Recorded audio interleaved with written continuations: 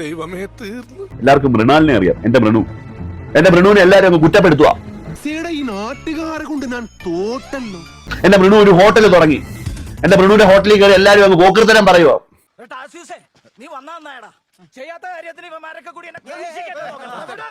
മൃണുവിനെ എല്ലാവർക്കും അറിയാലോ. മൃണു ഒരു ഫുഡ് ബ്ലോഗറാണ്. ആര് പറയുന്നു? ഞാൻ കേട്ടിട്ടില്ലല്ലോ. അസൂയ കൊണ്ട് പലരും പറയാറില്ല, അതുകൊണ്ട് ഞാൻ സ്വയം പറയുന്നു. ഒട്ടുമിക്ക എല്ലാ ഹോട്ടലും മൃണു കയറി ഇറങ്ങി അപരാധം പറഞ്ഞിട്ടുണ്ടെന്നുള്ളതാണ് എനിക്ക് അറിയാൻ കഴിഞ്ഞത്.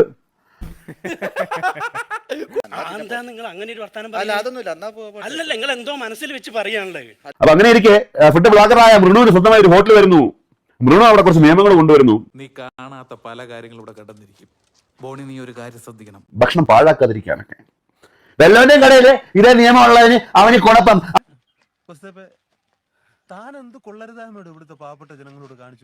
അവന്റെ സ്വന്തം കടയിൽ അവൻ എന്തും കാണിക്കാം എന്ന് ആൾക്കാര് എന്റെ മൃണുവിനെ കുറ്റപ്പെടുത്തുന്നു. സത്യം ഞാനങ്ങനെ ചെയ്തിട്ടില്ല.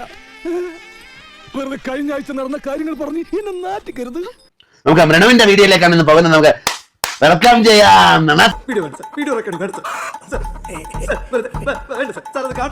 പറഞ്ഞുണ്ടാക്കണ്ടേ ഹംഗ്രി മൃണാൾ എന്ന് പറയുന്നത് ഒരു സ്ഥാപനമാണ്. അല്ല, സഭ്യമായ ഭാഷയിലൊക്കെ സംസാരിച്ചു നിനക്ക്. ഞാൻ അല്പം മോശം ഭാഷ സംസാരിക്കുന്നത് കേൾക്കാൻ സൗകര്യമില്ല.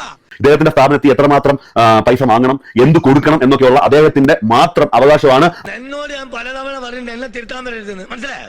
അത് എല്ലാ ആൾക്കാർക്കും ഉണ്ടെന്ന് ഇദ്ദേഹം ഓർത്തിട്ടില്ല. കാരണം അദ്ദേഹം ബ്ലോഗറാണല്ലോ. ഉളുപ്പ് വേണ്ടോ? ഉളുപ്പ് ബ്ലോഗറായിട്ട് നടക്കണം. സ്വന്തമായിട്ട് മുൻചാമ്പ ഇങ്ങനെ ഇരിക്കും. നാണമുണ്ടോ നിനക്ക്? നാണം.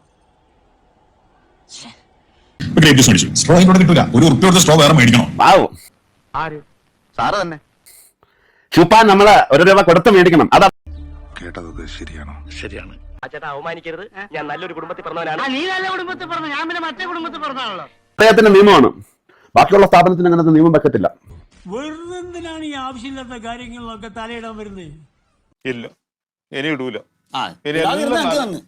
ഒരു ഫേമസ് ആവാൻ ആരും വിടൂല. വെച്ച് കഴിഞ്ഞാ അവ ഊക്കും. അതൊക്കെ ഗോപാലകൃഷ്ണൻ ഒരു നമ്പർ അല്ലേ?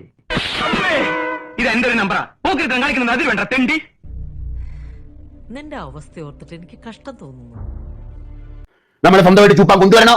നിങ്ങളുടെ കടയിൽ ചൂപ്പാൻ തരത്തില്ലയോ? അവന്റെ ഇടയിൽ ഒരു രൂപ ചൂപ്പാൻ മേടിച്ചാൽ മതി. നിയമം പറയുന്നതൊന്ന് പ്രവർത്തിക്കുന്ന വേറൊന്നും.